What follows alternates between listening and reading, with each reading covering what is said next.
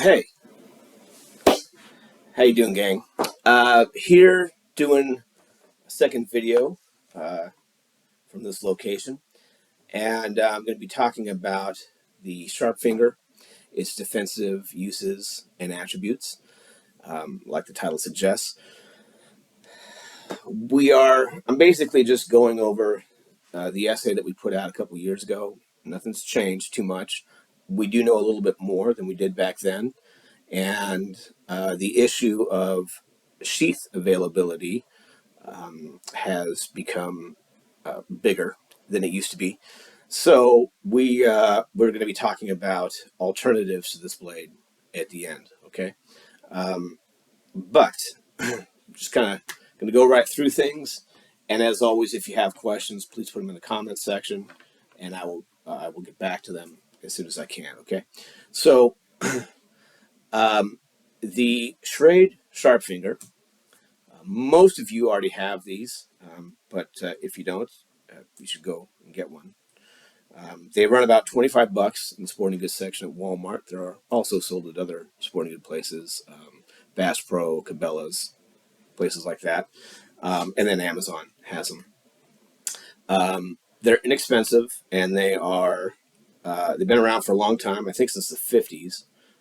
They are a skinning blade, but they're thick, so you can use them for fillet as well. But they're just a bit more stout than some other blades that are designed for skinning, and that is one of the attributes that makes them ideal for us. Um, they're ubiquitous. They're kind of like the Toyota Camry of hunting knives. They're just all over the place, and have been for decades and decades. Um, so, all right. So we've been promoting this blade for years now. Um, Before I kind of stumbled upon it within the context of studying Libre, I spent a fair amount of money on defensive blades, fixed blades in particular, and I don't regret doing that because that was part of my learning curve.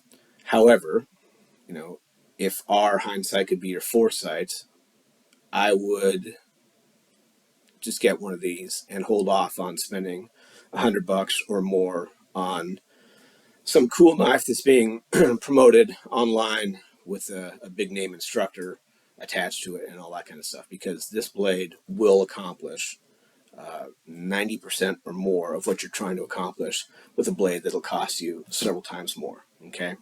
And then also the fact that it's inexpensive and widely available means that you're more likely to actually carry it and train with it on a daily basis than something you're going to be worried about losing. Okay.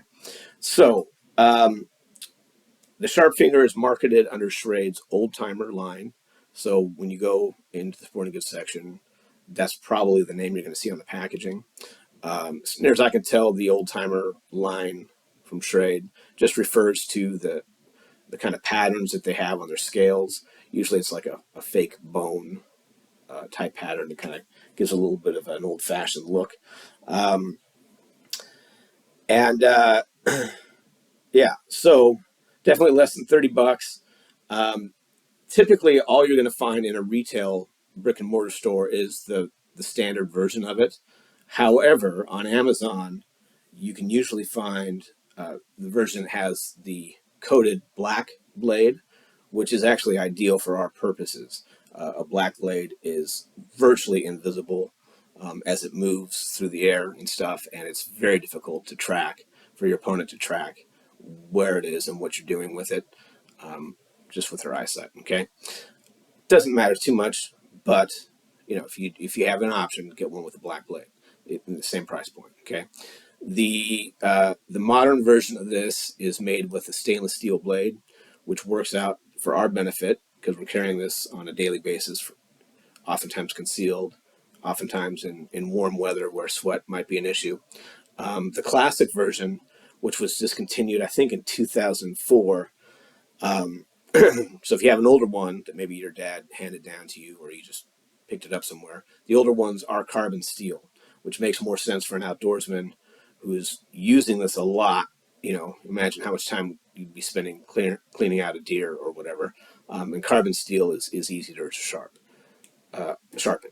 So if you have an older one that's carbon steel, set that aside for your outdoorsman activities and get the stainless steel modern version instead. Okay. What else? Okay, so just some basic specs. The blade is about 3.5 inches long. The scales, the handle part is about 4.5 inches long. Altogether, it's very lightweight. It weighs about 3 ounces, and you can carry this all day, every day. Forget that it's on your belt, and it's not big enough that you're going to draw a whole lot of attention if it's on your belt. Even with the kind of chintzy sheath that it comes with. I come from a blue collar background. Spent 20 years walking around with blades, and in that time period, I had two, maybe three people notice that I was carrying a lethal weapon open, and make a comment about it. People just don't care, depending upon your situation, right? So if you're, working the showroom at your local Rolls Royce dealership, yeah, people are going to notice that you have that on your belt. So use some common sense on that. But if you're a cargo short wearing type of person, especially if you're not in an office environment, you can get away with that pretty easily. Okay, so common sense applies.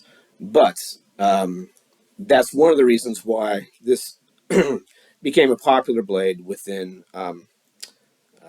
the realms of people who would use it for offensive and defensive purposes, is because it is lightweight and it doesn't stick out and it's not going to get caught on stuff. My first exposure to this was back in the 80s, when the outlaw motorcycle gangs, I wouldn't say they were more prevalent back then, but they had a little bit more freedom. They hadn't been as infiltrated by federal and other law enforcement agencies. And it was not uncommon to see guys in the Hells Angels or whatever, riding around, walking around, whatever, with these on their belts. They'd have this, and they would have the classic Buck 110, oftentimes in a modified sheath configuration. And so it has been used in back alleys and on back roads for defensive purposes for a long time. It's proven itself repeatedly. Okay. All right. So let's talk about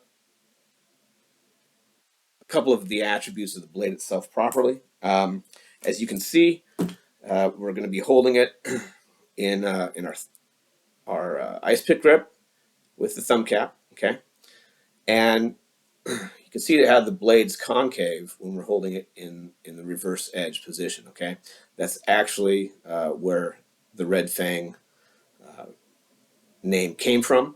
Was when this is covered in blood, it's a fang and it's red. See how clever that is. So so that's basically the deal with it. You can hook people, bring them in closer to you if you need to. And then during an attack, if somebody has the audacity to try to defend themselves after provoking you into a lethal response, their hands will more than likely go up, and this hook will enable you to tear them down so that you can go back to driving your attack to where it needs to be. Okay, so that's why we like this design. It is a single edge just on the outside here, and most places the laws are such that if you were to sharpen the top, it becomes a dagger. Okay, doesn't look like a dagger to me, but by law, a blade with two edges is a dagger. So in certain states, like California, that is illegal. Okay, so I would not recommend sharpening this back part here. But if you're an adult, you do what you want, and just know that that might become an issue for you legally speaking. It would make sense to go to a local cutlery place that does grinds and have it professionally ground down. I have not done that, But you know, if the zombie apocalypse happens or whatever, meaning Kid Sniffer Joe gets wins the election again, and things get out of hand, people aren't going to care about that kind of law, right? You can just do the old prison technique of going out to the curb and just sharpening it alongside the curb in front of your house. It works just fine. And that enables you to be more effective when you're tearing hands away. And also, it does cause a bit more of damage as you're stabbing. Okay, not a whole lot. It's not a deal breaker one way or the other, but it is a bit of an advantage. Okay, so what else? Talk about the ideal sheath. Okay, for a CCW person, if you're going to be carrying it concealed, you are going to want to have this carried horizontally in the appendix position. And so that's going to look more or less like this, okay? Right on your belt line. And I'll talk about different sheath options and stuff here in a minute. I typically will draw from my left hand. I'm ambidextrous, and so that makes things a little bit easier for me. But you know, either way, it doesn't matter too much. Whatever's most comfortable for you, that's the side you want to be drawing from. But you want to be able to draw up and into the ice pick grip, okay? So we'll talk about that a little bit more later. But for concealed carry, that's the best way to do it. It's just easier to draw regardless of what position you find yourself in and all that kind of stuff. However, if you are a uniformed police officer or you're open carrying for some reason, then we recommend that you carry it in a vertical configuration, okay? And typically opposite side of where you have your handgun. And the reason for that is because you're going to be using it for retention issues, okay? You're standing there in your uniform with your pistol right there, and there are morons who will try to grab for it. And now you find yourself in a potentially lethal situation. And lethal force is justified in those circumstances. You know what your agency's policies are. But yeah, so a fixed blade knife is way faster than a folder. I see law enforcement guys carrying folders all the time, and all that shows me and tells me that they're amateurs who have never actually pressure tested what they're doing. They just assume. Okay, so when I'm performing law enforcement duties, I will often, if I'm wearing a duty belt, I will have this guy in the vertical position, again opposite from my handgun. And if I find myself in a situation where someone's reaching for my sidearm and there's a viable possibility that I might lose control of it, this guy's coming out, and I'm going to do what I need to do to remove that hand, that arm, that face from my space, okay? And if I had to pick between carrying a spare magazine for my handgun and carrying one of these because I have a limited amount of space on my belt line, I'm carrying this. Actually, I'd be carrying a tourniquet instead of this if I had that limited amount of belt space. But this is more important than that second magazine that hardly ever gets used in the real world, okay? So,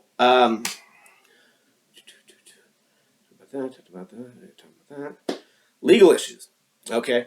So, in the state of California and in most places, you are allowed to open carry a blade. So that's not a big deal for you to walk it just about anywhere except maybe a school or a courthouse, maybe the post office. Having this on your belt, no issue. Open carrying, or your shirt's tucked in and you're carrying, not an issue. However, when you cover that with the garment, now you got problems, okay? So big boy rules apply. If you are looking to pursue a career in law enforcement and you're worried because they are going to ask if you have illegally carried weapons, don't do that, okay? Get the job first and then consider it. Also, if you are under the age of like 26 and a male, just know the police are looking at you because like it was like 15 to 26. That's the vast majority of the people that are involved in violent crime are men in that age group. So since I've been older than that, I have not been frisked or even really questioned by law enforcement, hardly at all. But they certainly have never frisked me. But that's because I look like what I am. I'm a middle-aged man who does blue-collar work for a living. I wear Dickies. Oftentimes it has dirt on it from the workday, and people aren't really paying attention to my belt line. And if they do, they just know that it's normal for a guy who works with his hands to have tools on his belt. And I'm not hanging out in shady places with shady people doing shady things. So it's never been an issue. Okay. But again, big boy rules apply. And that kind of brings me to jump ahead a bit to what we wrote down in the essay. So one of the great things about this is that the low cost of the blade means that it's somewhat disposable. Okay. So if it looks like you are going to find yourself in a situation where you're going to be frisked or whatever, I've had this happen before, went to the courthouse for jury duty, totally forgot that I had a folder on me, and I wound up ditching it, to avoid problems rather than spend 10 minutes walking all the way back to my car. And at $25, you're not going to cry too much if you ditch it and you don't get it back, right? Definitely less than bail money, right? So it is affordable, and that quasi disposability is an attribute. Now, what I'm going to say next doesn't apply to you, but it is just academic knowledge. It is not uncommon for inexpensive blades to be used on a Friday night in a dynamic social encounter and then wind up down a rain gutter at the curbside or up in the rain gutter of a building or in a dumpster or thrown off a bridge into water. Okay. Another reason why you don't want to be carrying around $100 blade is because you're going to probably think twice about doing that, and hesitation is not your friend. Okay, so that's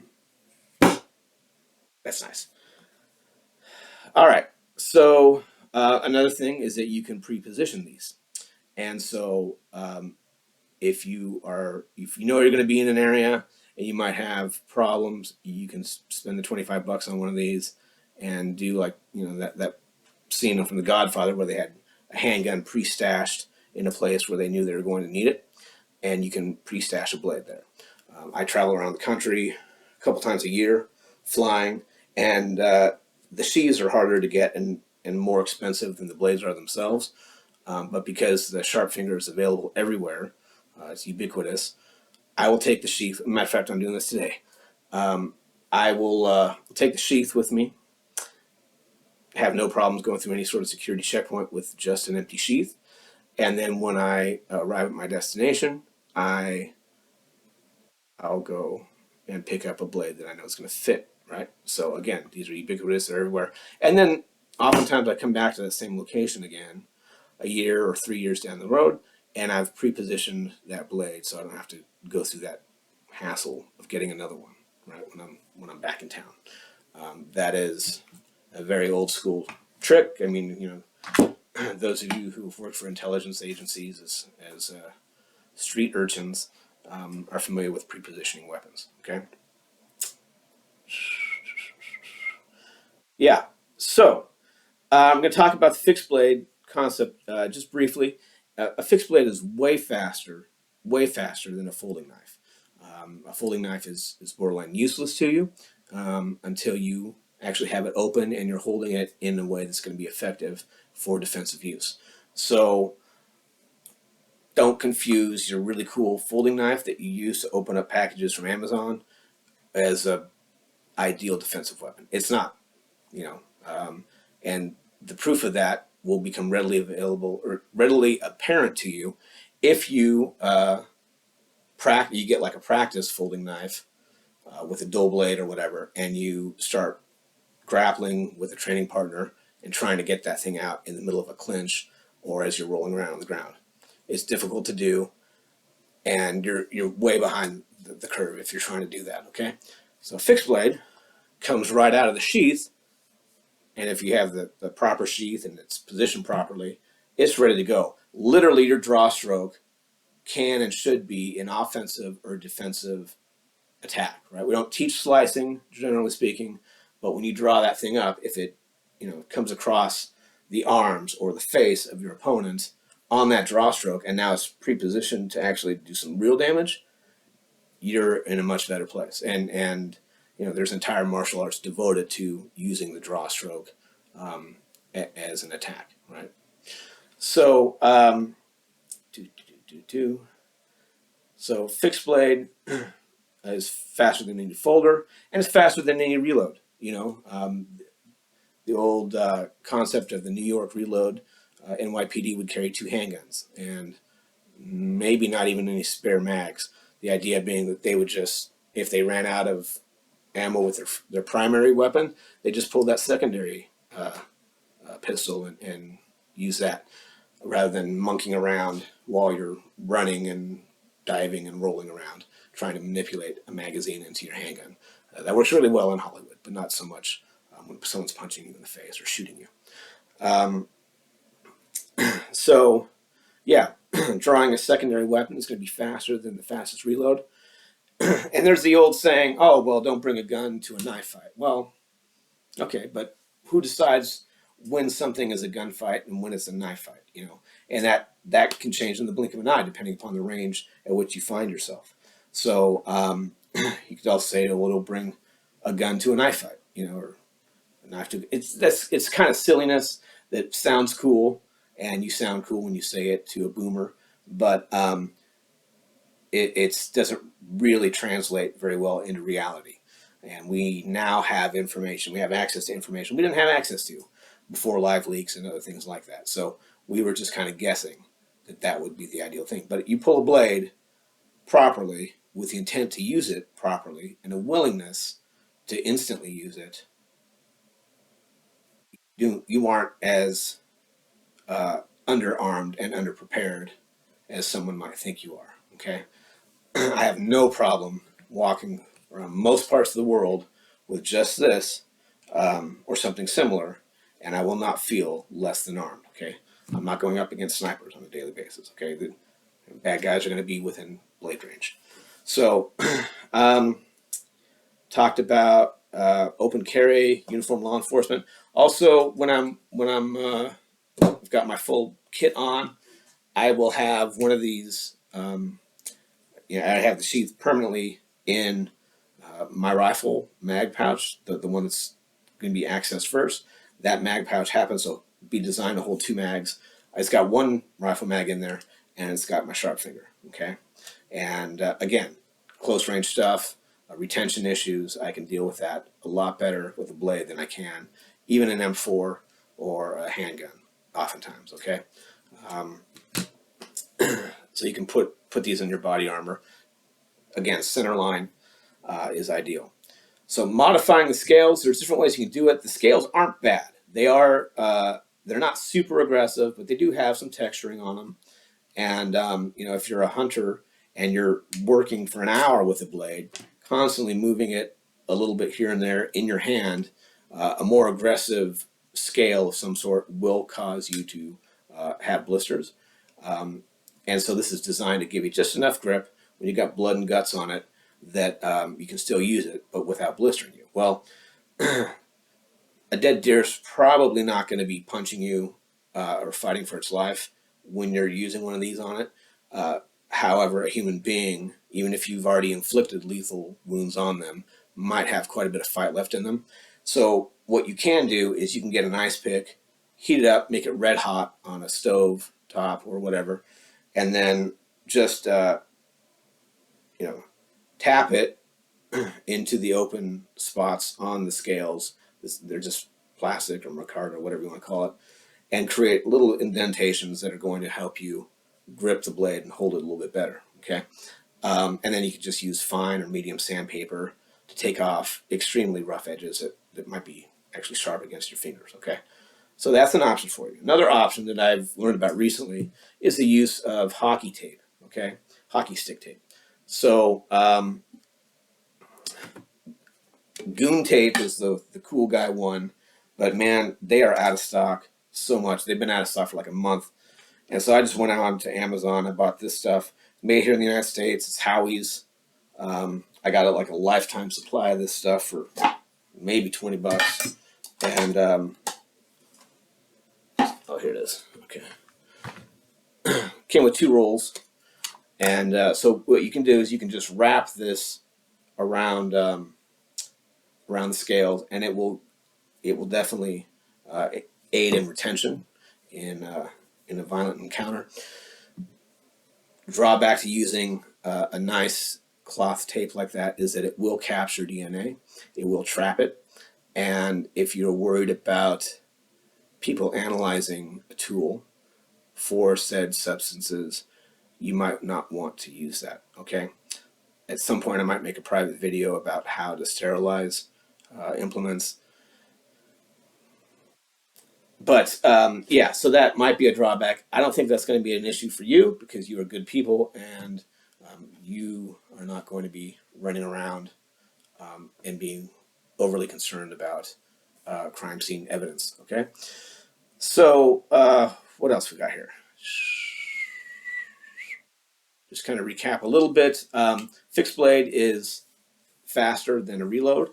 And for quite a while now, South African guys have been training to draw their fixed blade after emptying their handguns. So we could maybe call that the Johannesburg reload as opposed to the New York reload, okay, of drawing a second pistol.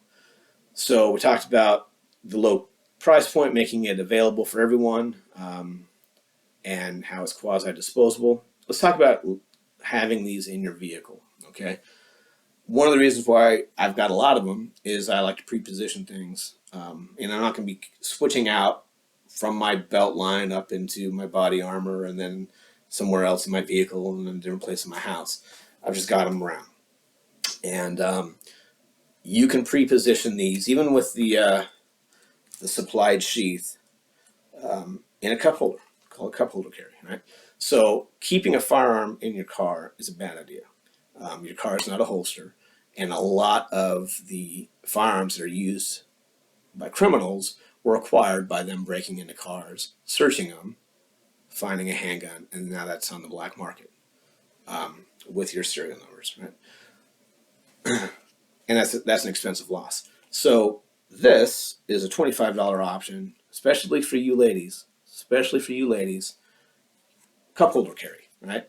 Your cup holder, can be used as a holster / sheath or whatever. We were talking about a couple years ago as we were trying different things out. Thought, well, what if we get an inexpensive belt for from the boys section at Target or whatever, and then just strap this to the steering column. But that's kind of a gray zone legally speaking. People do it, so use your best judgment. But that might be more of an issue if you're dealing with law enforcement than just having it someplace nearby, handy, always in the same spot, probably with the snap undone, or maybe even completely removed. I don't know. And then if you're in a parking lot or a drive-through window or whatever, and someone without your permission decides that they want to stick their filthy hands inside your vehicle with ill intent, you can encourage them to get that hand and that forearm and that bicep and that face out of your space, okay? Especially you ladies. So a friend of mine's had that issue not that long ago. So that's that. Let's talk about sheaths, aftermarket sheaths in particular. So the one that comes with it, they come in black. Some of them are actually nylon and stuff, but they're all basically the same design, and that's great if you're a fisherman, or a hunter. Not so good for defensive use. So we have worked very, very hard to get reliable Kydex sheaths made for these things. One of my primary mentors, Mr. Suarez, he was lamenting a few years ago about how hard it was for him to get custom holster makers and custom knife makers to actually produce on time, within budget stuff that he knew would sell. And a lot of these people, they're craftsmen. They're not business owners. They're craftsmen who uh, want to have a side hustle. Okay, but they don't think like business owners. They've always been employees or something along those lines, and so they'll agree to do something and then not follow through, or they'll not follow through on in the timeline that makes sense, or they'll change the price point, and all these headaches. It is. He was telling me about it. I heard what he said. I understood it, but it wasn't until I tried to, get guys who were promoting themselves correctly as talented kydex makers, uh, and it was just a headache. I've had three guys I was working with drop off the face of the earth. Um, one manufacturer took him over a year to get the two sheaths that I had made, even after he'd already made them for other people. I had to keep reminding him. The best guy that we found, um, it comes from one of the intelligence services, and after the debacle of the fake election, he dropped off the grid. And the old adage is once a spook, always a spook. I don't know what he was doing. Not my business. But he was a pro-freedom guy, so probably doing good things behind the scenes. If I can get another batch of them made, I will.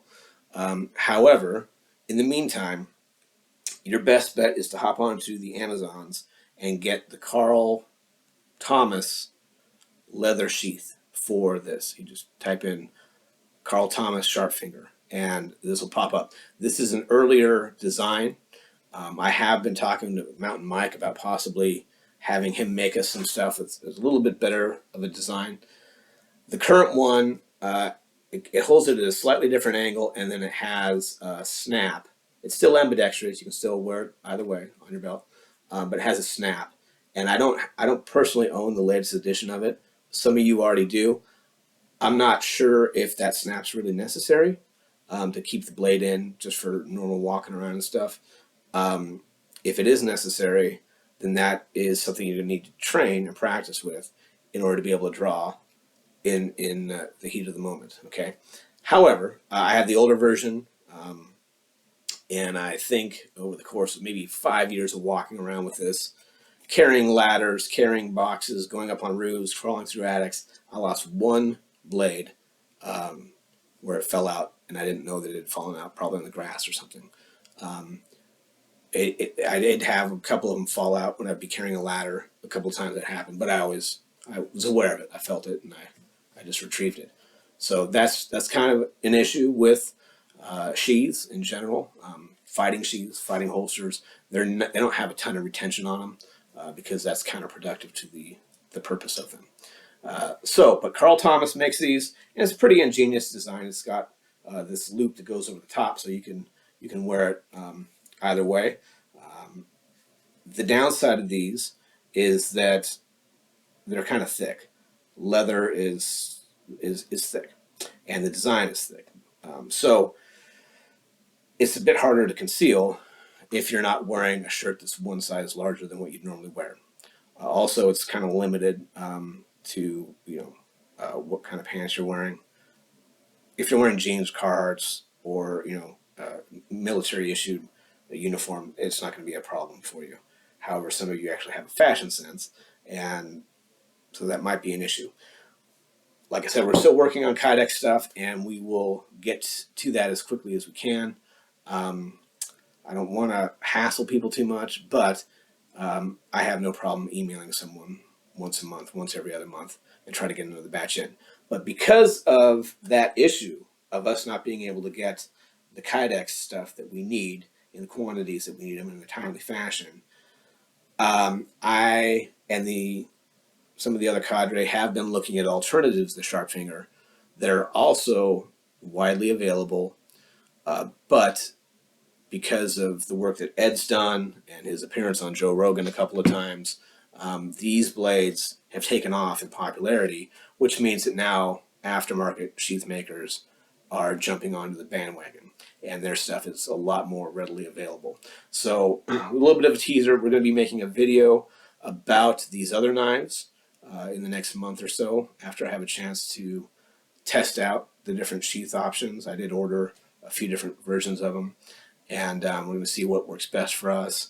And if the makers are reliable and all that good stuff, I will have no problem promoting their work. Okay, so having said that, if you are a sheath maker and you are serious, and we can place an order for 30 sheaths like nothing, and we'll spread the word.